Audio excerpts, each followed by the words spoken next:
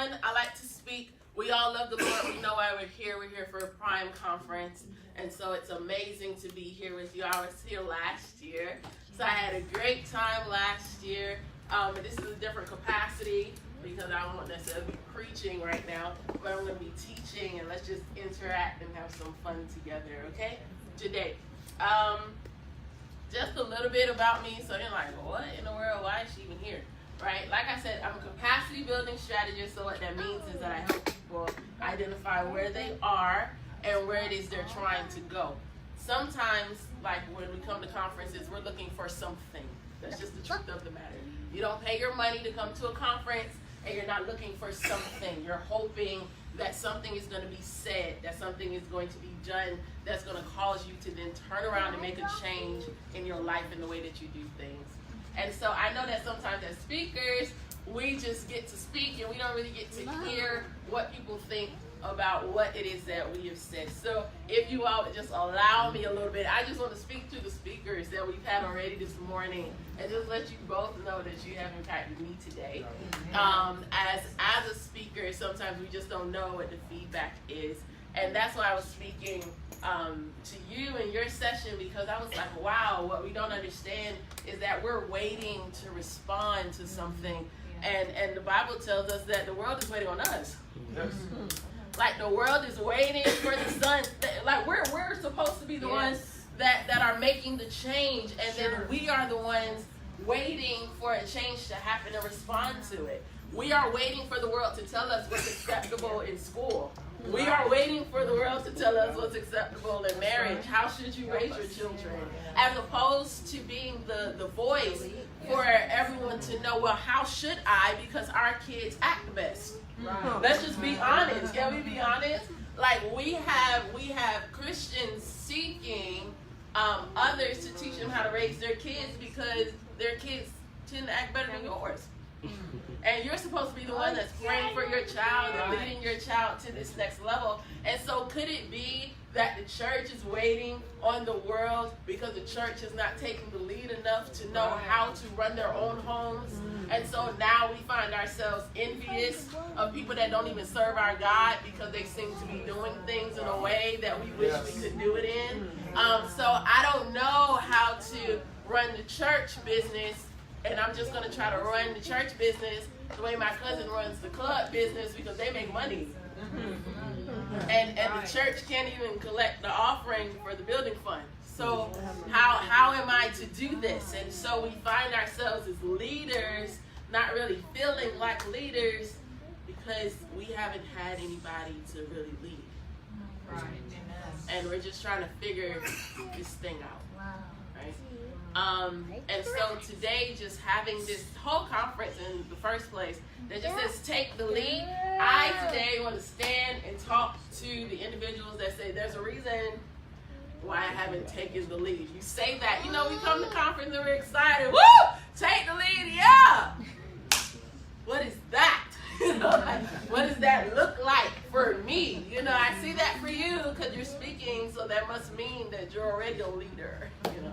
But what does that mean for me? Like, when I leave here, how do I take the lead? Okay? So hopefully, by the end, we'll be able to at least get ourselves in a little better place about that. Okay? I want to do an example. So I need 3 people. Now listen to me. I'm qualifying right now. Okay? So don't just jump up here. Don't just jump up here. I need 3 volunteers. I want 3 volunteers that say, you know what? I just need a little bit of money. Just a little bit. You know, we can talk about at least enough for from Wendy's. You know, that'll just make me excited. Some people, you know, they want $100. Some people want $1 million. Some people like, I just need lunch. You know, I just need about $5. If you are one of those people, I just need 3 people to come up here. Just three people. 3 people. You say, I just need something real quick. I just need it. Okay, 1, 2, and then I got 3 in the back. Okay, awesome. So I want you to line up like 1, 2, 3. Whichever, it doesn't even matter who's 1, 2, or 3. So 1, 2, 3, just, okay. So got it. Okay, wonderful. He said, I'm just going to get in the middle. I'm squeezed in the middle like an Oreo. You know? So he's good. So I'm going to ask Sarah to come up here. Thank you so much. And just give them based on their number. Where they are. That's 1. Hold it close. That's 2. That's 3. And clap it up for Sarah. She's like, child, my cousin got me out here. I said, no, you just need to be my little trusty assistant. That's what you need to be. Thank you. We got to train our kids up, though. That's the way it is. We got to train them up. I don't know if any of you grew up with people that used to train you. I think that what's happening as far as leadership is concerned in 2019 is that we're just giving people positions. Come on. And we're like, just do that. Say it. You look like you're a leader. And so because you look like you're one, I'm just going to give you this title. And, apparently the look and the title is what's going to qualify you to be a leader. And now we have leadership expectations for people that were never trained. My God. Right. And so we're wondering why the ball is dropped. And they're saying, but you never taught me how to catch it. Yeah. So I saw other people passing it, but I didn't know if that was one hand or if that was 2 hands. Do I throw the ball high? Do I throw it low? I don't really know what to do. And so, as simple as it is for her to come up here on the Saturday and just listen to her big cousin, it's a training moment. It's a teachable moment. And what I'm saying is, as leaders and as people who hope to inspire leaders, we have to get back to a place that we're training people before we expect that they're actually going to do what we're asking them to do. Because what happens is we have untrained people in leadership positions, and then the ones that are coming and aspiring to be in their position also believe that they don't need training either. So you start to find people that will try to do better than what you're doing as a leader, and now they're disrespectful because they didn't see you go through training, so they don't think they need it either. And so now the qualifications move from where the system is, because you didn't have a system to follow, so I don't have a system to follow, and I'm just trying to get ahead. I want to talk to some people that say, I'm dealing with disrespectful people in my job, I'm dealing with disrespectful people in my organization, I'm dealing with disrespectful people. And the thing about it is they didn't see your journey. And so people automatically assume that you just got here overnight.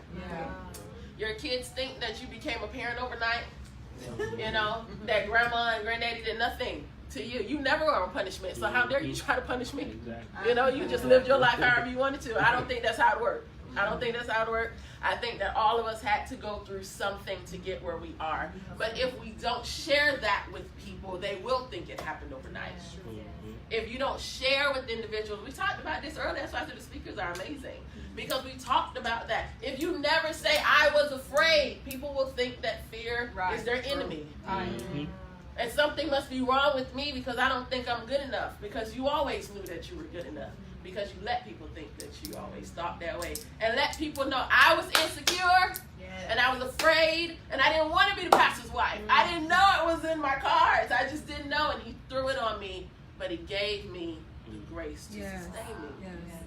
It's the only way that we're actually going to be able to do. So, I have you guys standing up here for a reason. Everybody chose a number, had no idea what it was that was going on. So I'm going to ask you one by one, not right now, so I'll tell y'all, don't just do it at one time. We're going to let her open up her paper, and we want you to share it with the audience. Let them know what's in this paper. Open up. It's 1. You got number 1. You chose number 1. We're number 1. What did you get? $5. She got $5. Now, did you have that $5 before you came up here? No, that's why you're here, because you said at least a 4 for 4. Isn't that good? Isn't it good? She got $1 because God will do exceedingly abundantly. Above all that we can ask or think. She was thinking of 4 for 4 and she got an extra $1. Come on. God is good. Stay right there. Stay right there. Stay right there. Now, you're number 2. Go ahead and open that up for us and share it with us. Share with us. What is that? What'd you get? He got $20.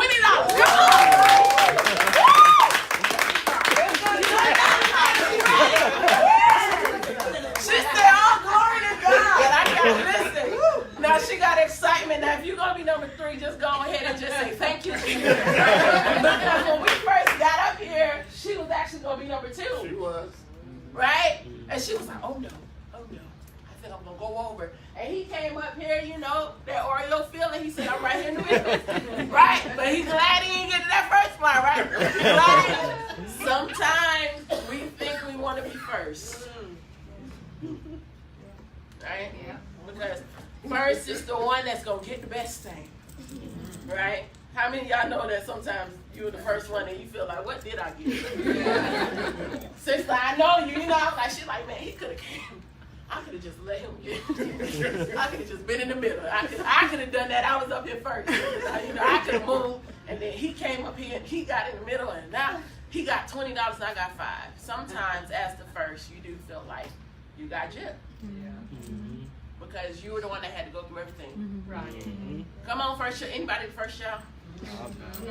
Yeah, you know, so you're used to this. Listen, we get all the experiments done on us. That's true. You know, our parents go through everything with us. By the time they get to this third child over here, I'm just looking down the line like, what? That's allowed in the house now. Wow, you know, you talk back and still got all your teeth. Wow, you know.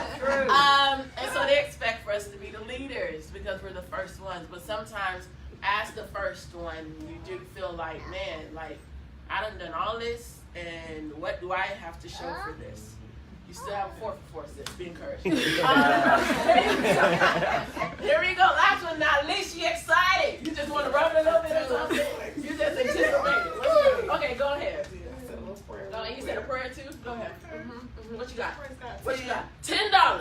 Clap it up for it. $10. Now, she's grateful. She's grateful. But, you know, if I can speak for you, when he got that $20, the expectation was glory Lord. It's about to be hot. It's about every round goes higher and higher. Every round, you know, limited overflow. So if she got $5 and then he got $20, the Lord, you go at least give me $50. At least. And I think that what's crazy is while she's grateful, there's still a sense of disappointment. Yes. Right? Sure. And I think that sometimes, as we are supposedly taking the lead, you may have just had somebody before you that was doing great work. Yes. And now all of a sudden it's your turn. Yeah. It's gonna be great. I'm gonna be able to do more than that person did. You know, because that's what people tell us, that you're gonna have more, you're gonna have greater. You know, every round goes higher and higher. And then days come and they don't. As a matter of fact, it's not as low as what we started with, but it's at least half of what the last person had. Yeah. And that becomes very, very hard to endure. Right. It becomes discouraging. And you're grateful because how dare you really complain, right? Because you didn't have it in the beginning. Yeah. Right? Can we just be real? Yeah. Right? I didn't have it in the beginning, so I can't really be mad. But I'm not as happy as he is. I'm not as happy as he is with this $20 because he got more than me. I think that we have to really start to assess in our lives and say, well, what and why did I get what I got? Mm-hmm. Did I assign them to be here? Or did they choose where they stood? Mm-hmm. And a lot of us are upset with what we're receiving, but we chose where we're standing. Yeah. Mm-hmm. Like, you chose to be where you are. You chose to work that job. You chose to be in that relationship. You chose to be at that church. Can we be true? Mm-hmm. And you're upset with what you have in your hands, but you chose that spot. Mm-hmm. And it's more than what you had when you came in, but you could have had more had you been in the right place. Mm-hmm. Right? Can we just clap our hands? I know y'all excited. All y'all huh? Oh, that's your money, honey.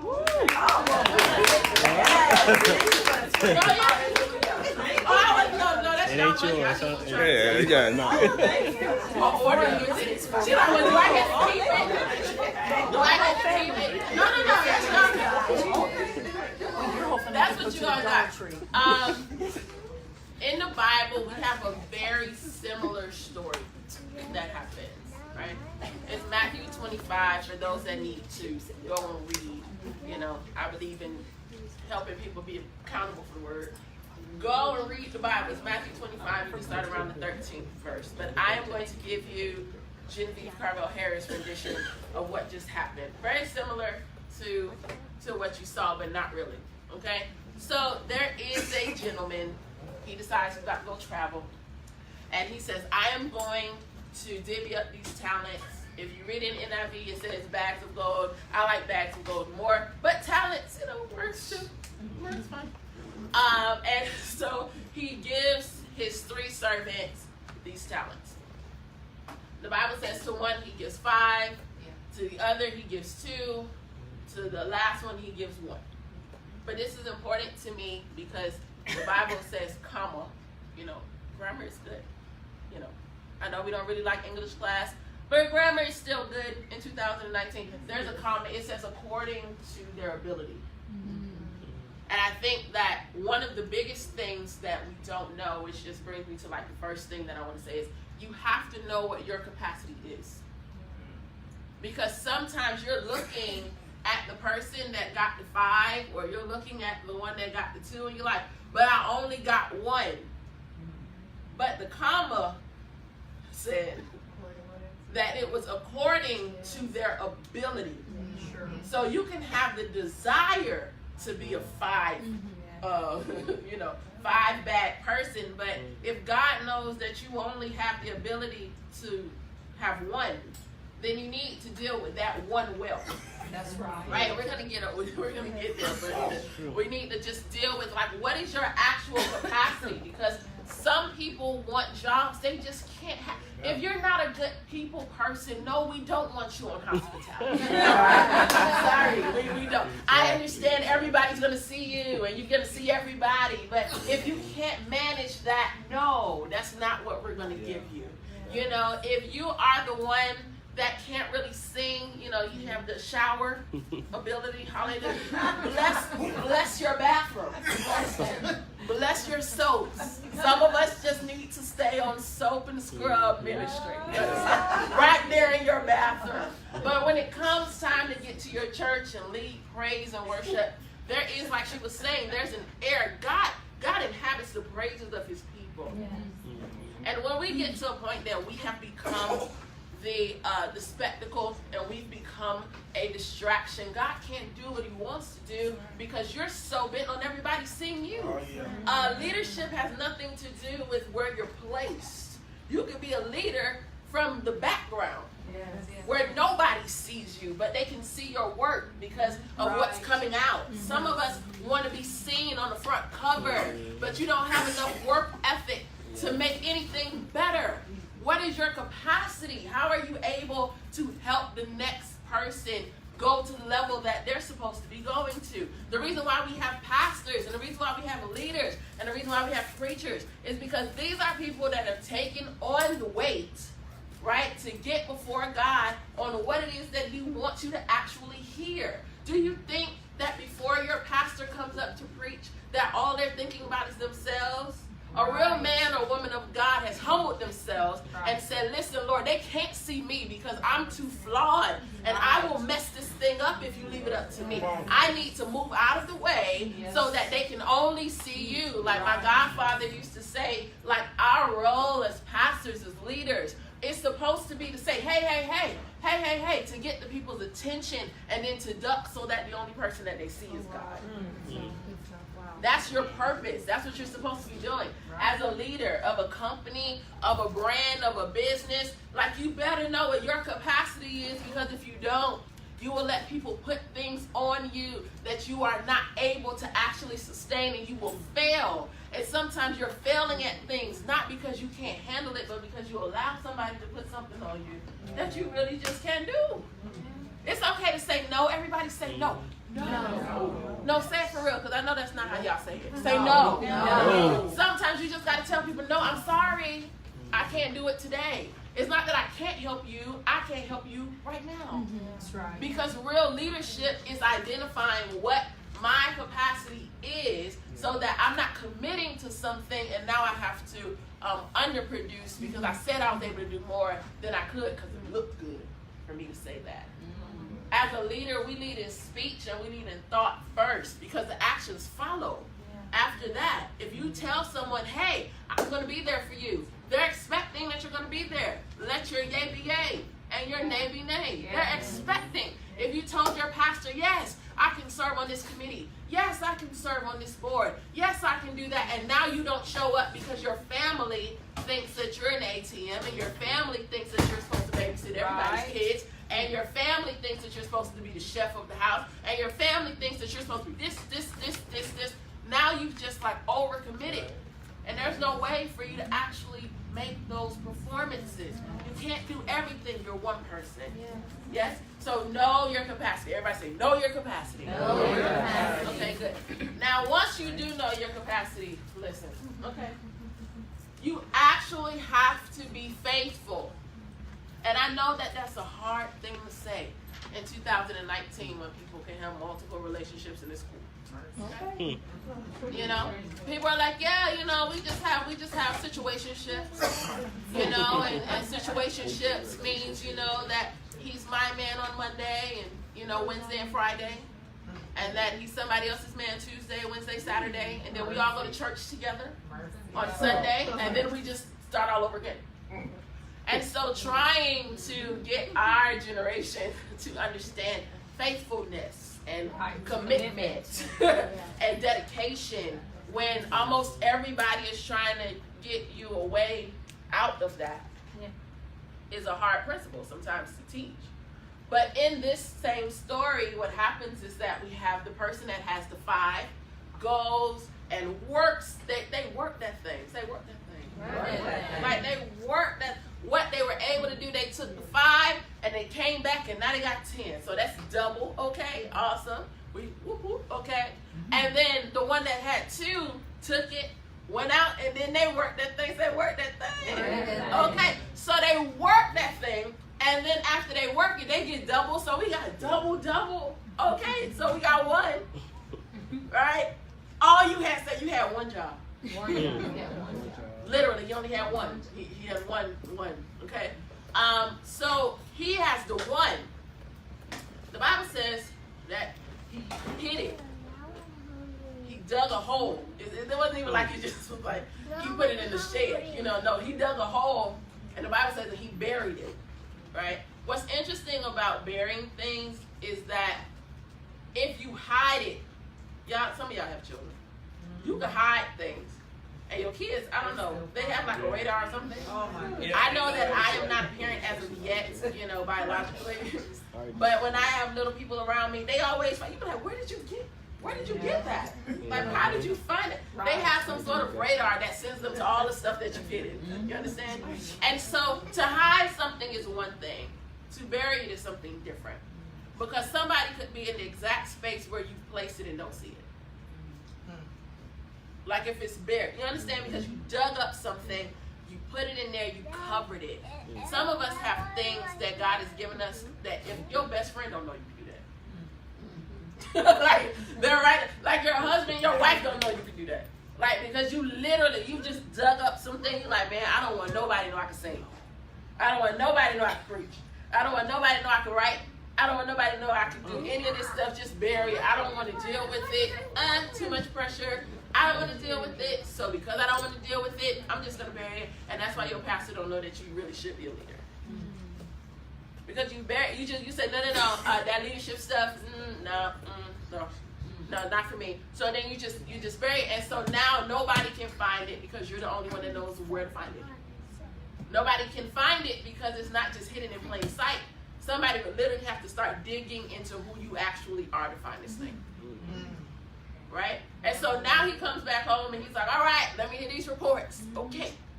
And the person was like, man, double. Okay? And they're like, okay, good. He's like, awesome. He's like, good and faithful servant. You hear these words? You're good and you're faithful. He said, you've been faithful over a few things, and now I'm going to make you ruler over many. Come and just join in the celebration. I'm happy. Your master is happy with you. Right? So that's check number 1. Check number 2 comes when the guy with 2 that's doubled says, yeah, what? Yeah. Okay. I got it. And he's doubled this thing, right? And so he's like, awesome. Good and faithful servant. You're faithful. You are faithful over a few things. I'm going to make you ruler over many. Come on. Yes. Get in this excitement, right? Woo! We're excited. Okay. So those 2 have entered into the master's happiness and joy. And now here comes your cousin. Right now with the one job. And it's like, well, let me see what it is that you got. It's like, so, y'all ever heard somebody like about to tell you a story and you already know it's not coming? You already know, like, everybody else is this. So this is what happens if you have multiple children, right? Because, see, I was the oldest, right? And so being the oldest, I was always a straight A student. So I was always excited to show my report card because there was nothing wrong with it. Nothing wrong with it. And they'd be like, oh, so let me see your grades. Bam. Woo! Sister, oh my God, let me see your grades. Bam. Woo! My brother. So where's your report card?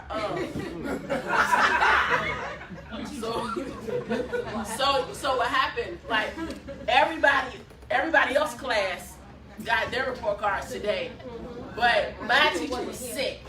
And so our report cards won't come out till like next week. You know what I'm saying? Like, is that so you know that the story is about to be something when the story doesn't line up like everybody else's, right? We got double, and well.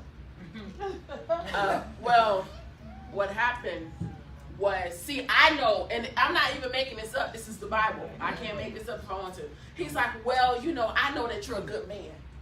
You know, we watch, just be careful with the speeches. You understand? The ones that give you the speeches, like, what are you really trying to say? Like, let me just listen to you and see. Well, you know, I know you're a good man. You know, I know you don't like your money to be, you know, played with or anything. So, you know, I did this for you. You understand? Like, I did nothing for you. You understand? Like, I didn't do anything with the money. No, I didn't go out there. I didn't work. I didn't double it. I did nothing. But it was in your best interest that I did nothing. I know I'm not showing up for you. I know I didn't call. I know I didn't come to choir rehearsal. I know, you know, I know I didn't do my leadership duties. I know I did nothing. But it was for your best interest. You know, I'm a loser for you. You understand? Because I want you to win. That's what I want you to do. But the fact of the matter is he was lazy. He hid it because it meant that he didn't have to do anything. Some people are okay with what you gave them.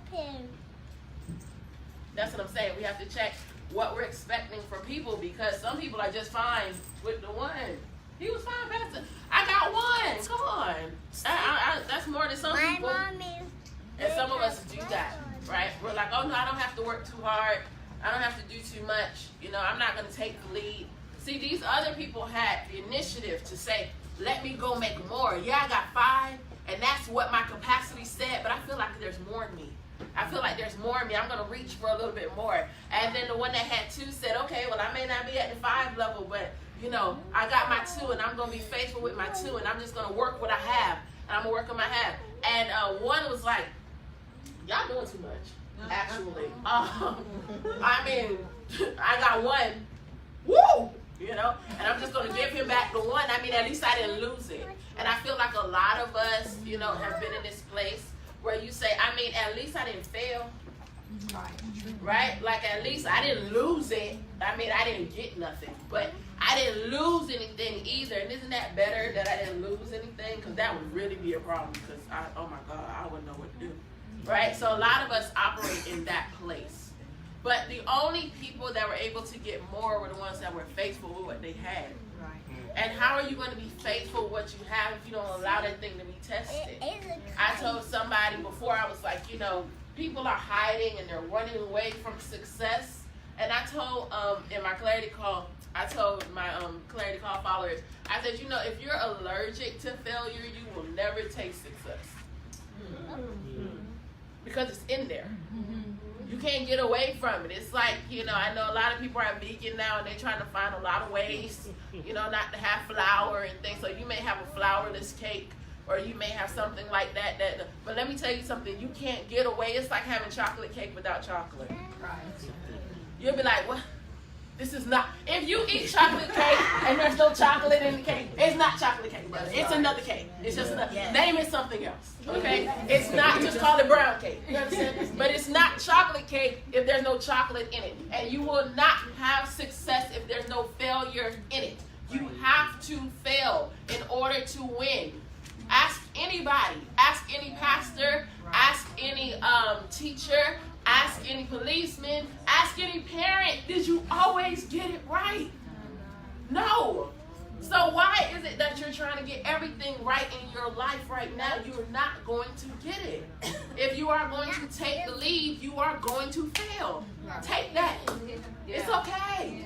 Cry. Dry your eyes and keep moving. You know, my sister is here in the back. She says, you know, Jen, it would be really crazy if we never let people after they fall like it's children, if we never let them walk again because they fail. And we're like, oh my God, I'm so sorry, you're so you fell. Let's just keep you here, right here in this place. Like you'll never understand how to walk if people keep carrying you. Right. Right? Because you fell. Yeah, okay, fall, and then what else? Like I think that for so often, people have kind of made leadership like this perfection game, where it's like it's the perfect leader. So when your leaders fall, it means that God's hand isn't on them. I wonder what they were saying about David.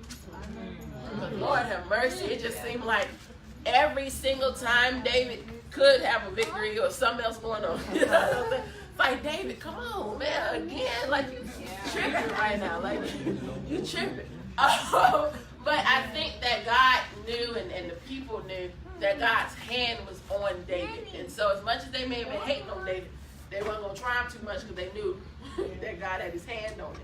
You know, one of the things that we talked about earlier was Goliath. And I have to say this because it's important, right? Study to show yourself approved, people, right?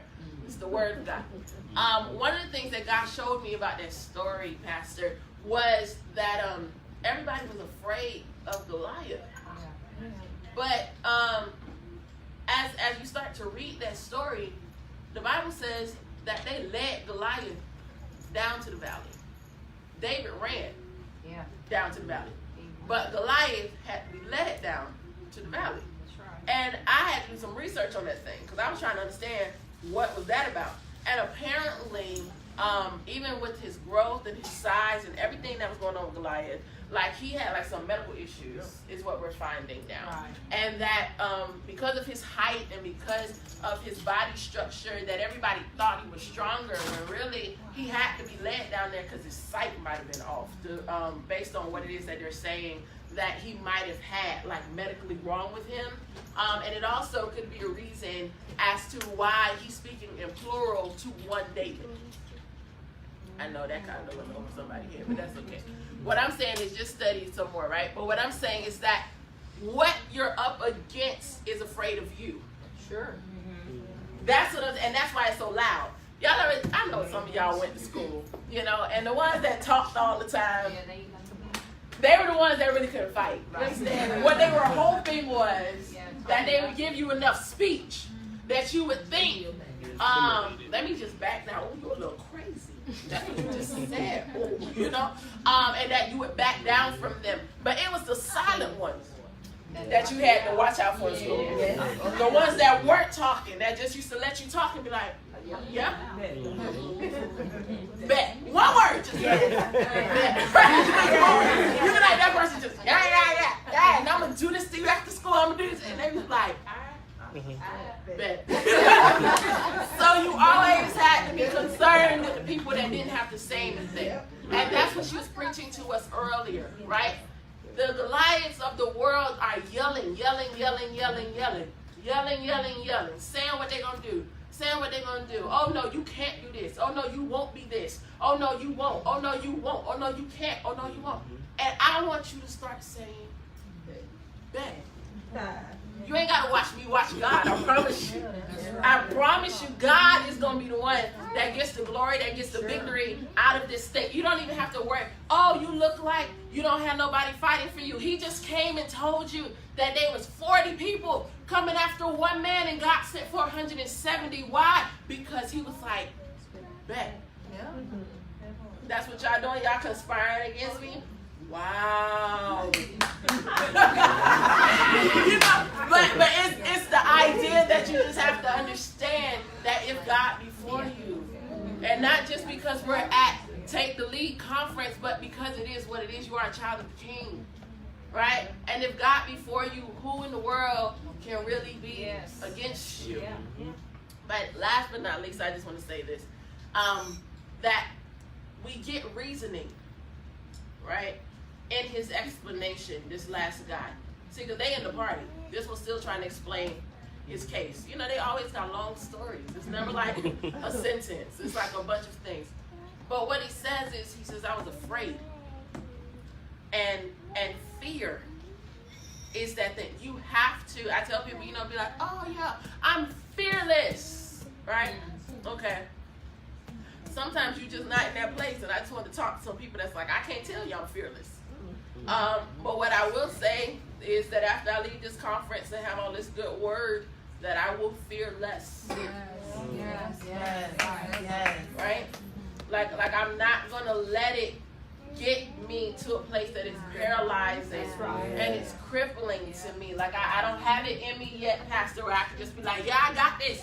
I'm fearless. I can go through here. You know, God is not giving me a spirit of fear. You know what I'm saying? Just don't let a roach pass too quick. Everybody running out the church. And it's so funny because, you know, we could be like demon slayers, but let it be flying. We got a different thing going on. I'm just trying to tell you. So some of us are just in a place today where we're like, you know what? I'm not in the fearless place yet, but I have to be able to fear less. Yes. Because he's giving me an assignment. I have to be able to do this, and I can't do it out of fear. You hide things out of fear. You run out of fear. You close off out of fear. Sure. You won't share things. And what's so important, and this is why I'm closing with this, what's so important about what the servant says, because the servant is upset. Understand that. The servant is mad. Okay? You let people outperform you. Okay? So the servant is, the master is upset. But what he says to him is, but if you were so afraid, you couldn't even just ask for help.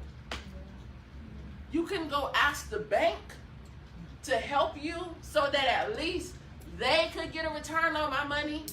Fear will paralyze you to the point that you will have capable people around you and won't even ask for the help to get you to that next level. Sure. Sometimes taking the lead is asking for help. Sure. Sometimes people think like, oh no, I gotta be the leader. I have to be the one that does everything. But sometimes you take the lead by saying, I really don't know how to do this. And I need somebody to help me. Because if I don't get help, then I'm just going to be in the same boat that I'm in right now. And some of us right now came to conference just so that we could hear the word of the Lord say, fear less and ask for help. Or you will be in the same place you were last year. If you don't ask anybody to help you, if you don't say, hey, I need some help with my credit. Hey, I need some help with my stewardship. I just am bad spending money. You give me a check, it's going to be gone today. You understand? Like, I'm just bad with it. I need some help. I don't know how to speak to people. I need some help. I don't know how to communicate. Nobody ever communicated with me in my home. You know, everybody just yelled. So I yell now. I don't even know. I'm not angry. I'm not angry. Like, I ain't even upset or whatever. And they be like, so why you yelling? I don't know, because this is how everybody is. I'm just trying to be normal, you know, like. Sometimes people just doing what they were taught. And you're like, I'm okay. And I'm like, if you're really okay with where you are, then why are you still searching? You're looking for something.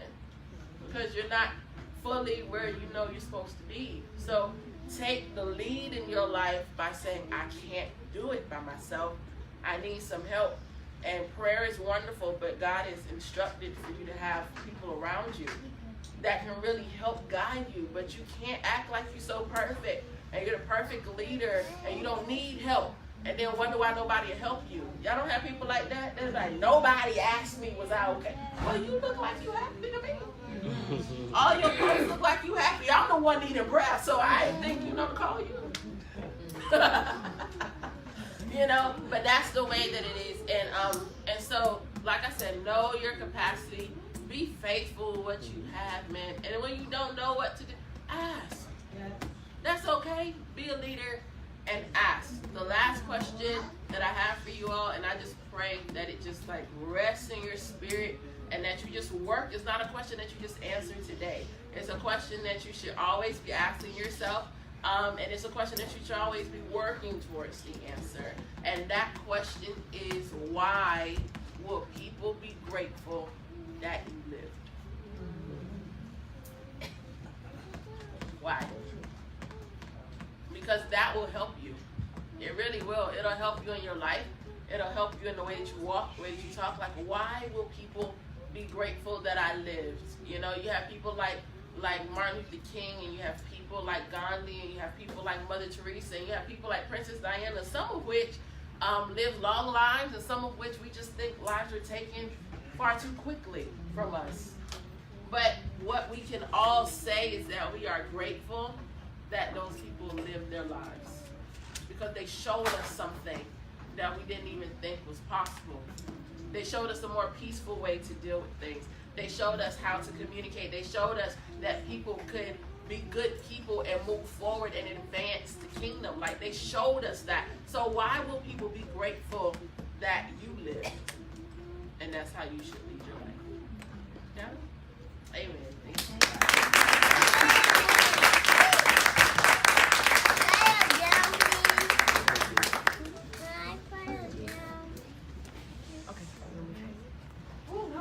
Good stuff. Really, really good stuff. Can we give all of our speakers?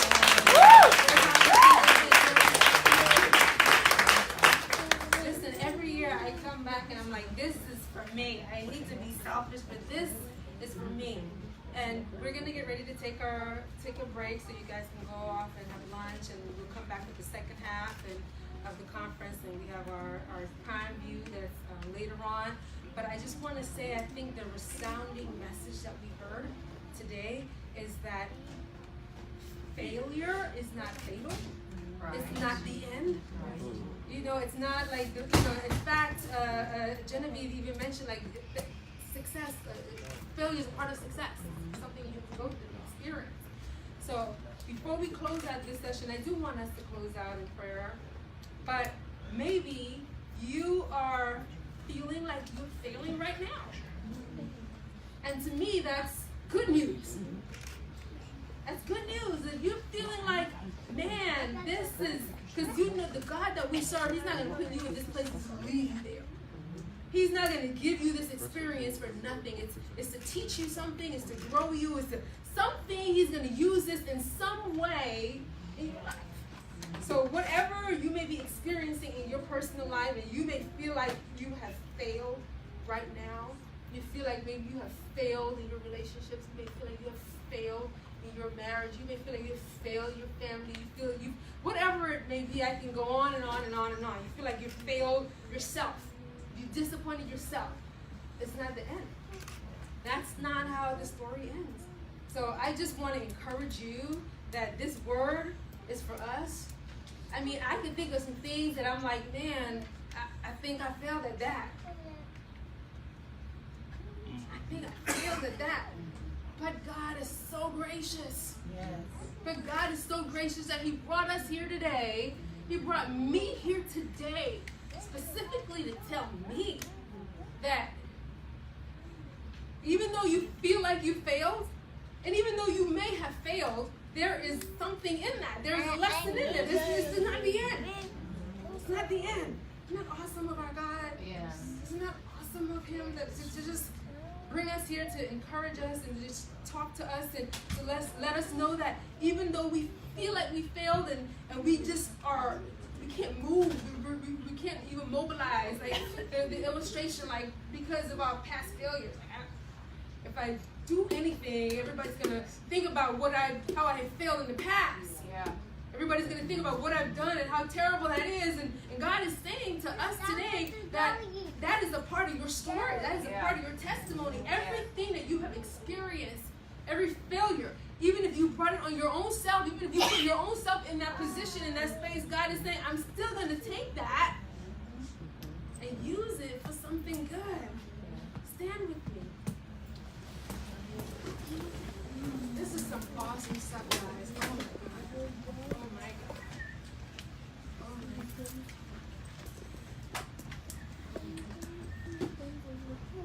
Can we just touch somebody? Just connect with somebody. The hand that you're holding, if somebody heard that there was a Take the Lead conference, right? They heard that there was a Take the Lead conference. Sister Gia called and said, can you come to Take the Lead conference? Sister Andreen said, can you come to Take the Lead conference? Oh, I heard Genevieve is going to be there. I'm going to go to Take the Lead conference. I heard you're here for a reason. But that person that you hear, whatever the reason is that they're here, like God spoke to them and brought them here.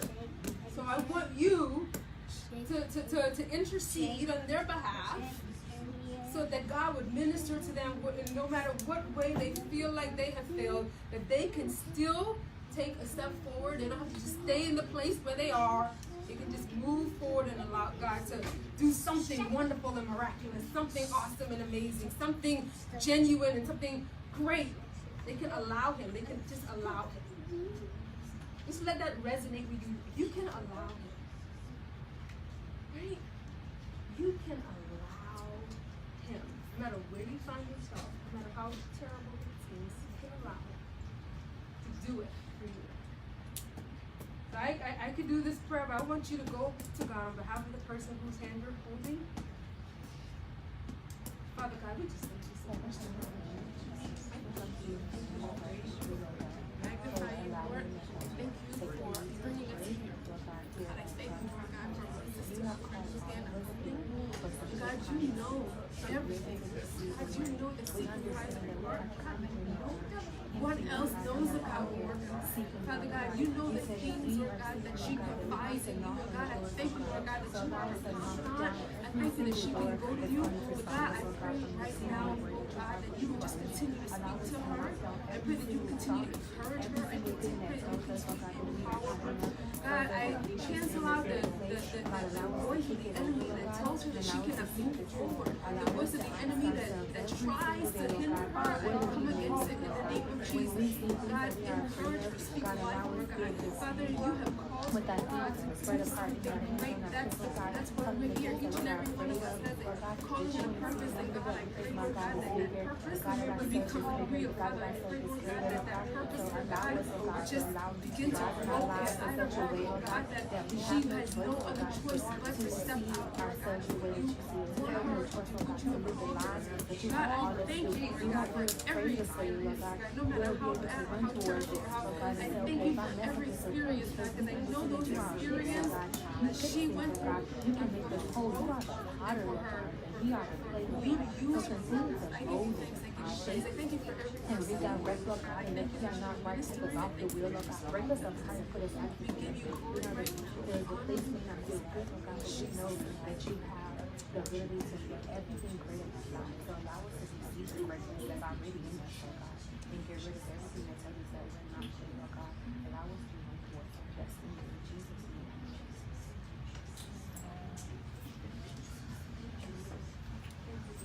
Give God a hand clap of praise.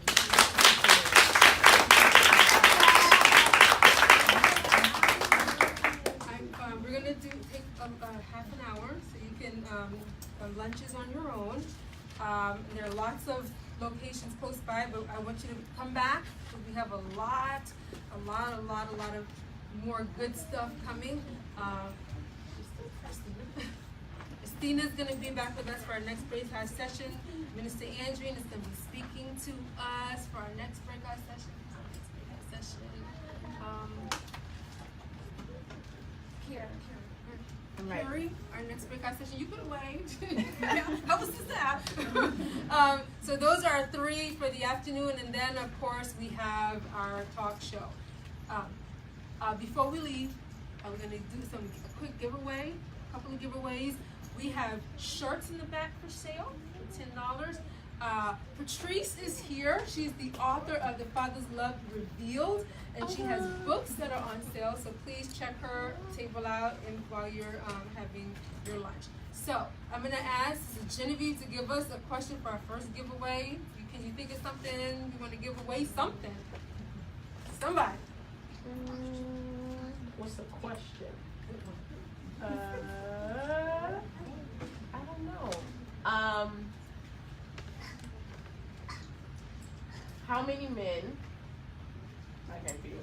How many men did God send with Paul to rescue Paul in our second session for today? How many? Well, you gotta raise your hand. Somebody. How many men did God send when I was listening to our pastor over there? How many men did God send? 40 men conspired. How many men did he send? Awesome! That's it. You can go and get something from the back table, and then I want somebody that just know that one of these, that the word was just for you today, and I know it's for everybody, but there's more word to come. But something spoken was just for you, just what you needed today. Just what you needed. There you go. That's our second word. Yes. Woo! Anyone else? Anyone else? Just one? Yes. That was a question. That was just that's your prize. All right. So we'll see you guys back at 1:15. All right. Bless you too. I enjoyed that very much. Thank you. That's so encouraging. How are you? Thank you for all your clarity calls and all those things. And I want some rain check.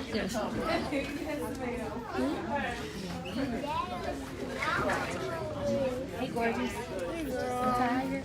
I am. I don't know.